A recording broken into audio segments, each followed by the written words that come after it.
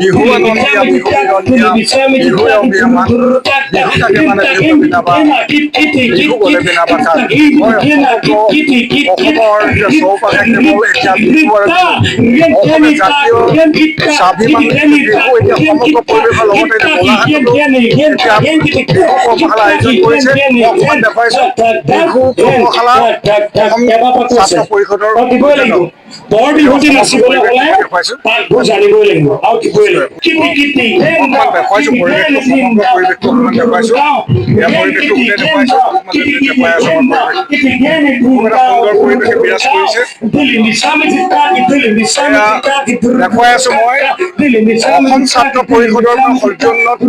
আজি বিহু কৰ্মশালা অসমৰ চৌপাশে কেৱল বিহু আৰু বিহু গোটেই মানে সহস্ৰাধিক আচলতে ছাত্ৰ ছাত্ৰীসকলে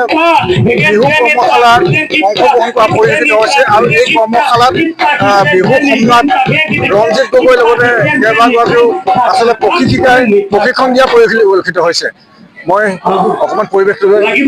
বিহু আনন্দীয়া বিহু বিনন্দীয়া বিহুৰ অসমীয়া মাত বিহু থাকে মানে বিহু কৰে বিনা বা বিহু গ'লে বিনা বা কাক হয় এতিয়া সমগ্ৰ ৰাজ্যবাসীৰ লগতে চৌপাশে কেৱল বিহু আৰু বিহু আৰু এই ইয়াত এতিয়া অসম ছাত্ৰ পৰিষদৰ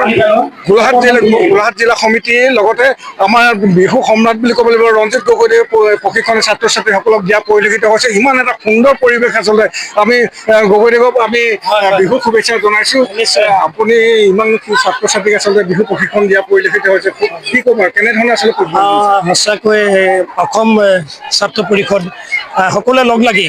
আজি একেৰাহে কেইবাবছৰো এই কৰ্মশালা কৰি আহিছে এই কৰ্মশালাত মই খুব কমেও একেৰাহে 5 বছৰমান কৰ্মশালা কৰিছোঁ বা আখৰা কৰিছোঁ বুলি কৈছিলোঁ কৰ্মশালা নহয় একচুৱেলি আখৰা কৰিছোঁ কিন্তু এই আখৰাত খুব কমেও 500 ষ্টুডেণ্ট কম নহ'ব গতিকে ভাল লাগিছে তাৰমানে ইয়াত মানে অভিভাৱকসকলেও আজি এনেকুৱা তাৰমানে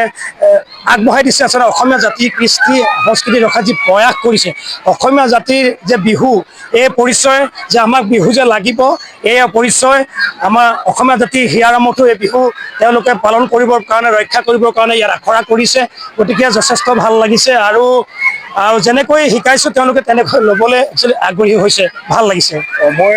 ৰঞ্জিত গগৈ ডাঙৰীয়াক এটা কথা জানিব বিচাৰিম যে এতিয়া চৌপাশে এটা কথাই চলি আছে যে যিটো মানে বিহু সুৰক্ষা সমিতি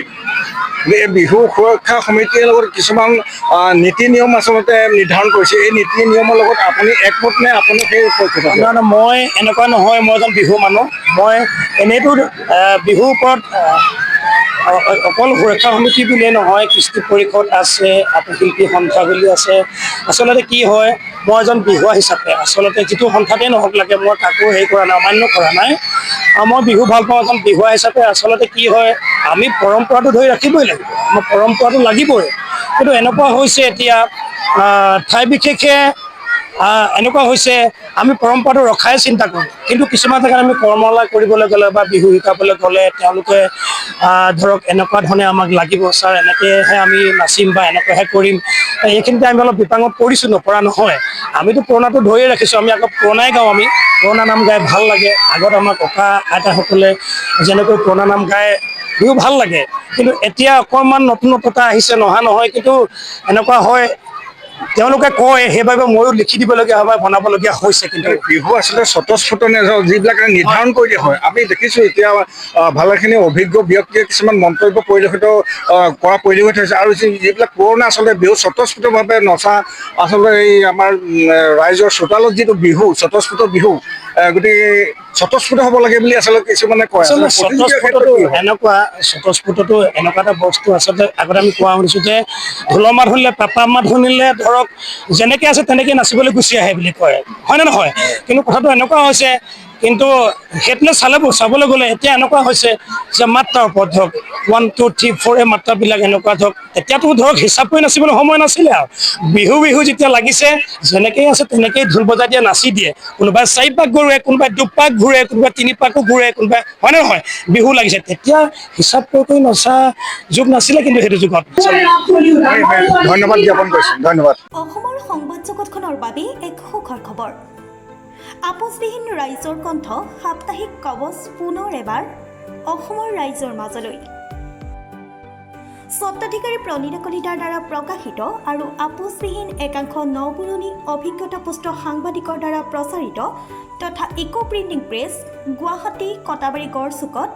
মুদ্ৰিত সাপ্তাহিক কবচ এতিয়া অসমৰ বিভিন্ন প্ৰান্তত উপলব্ধ।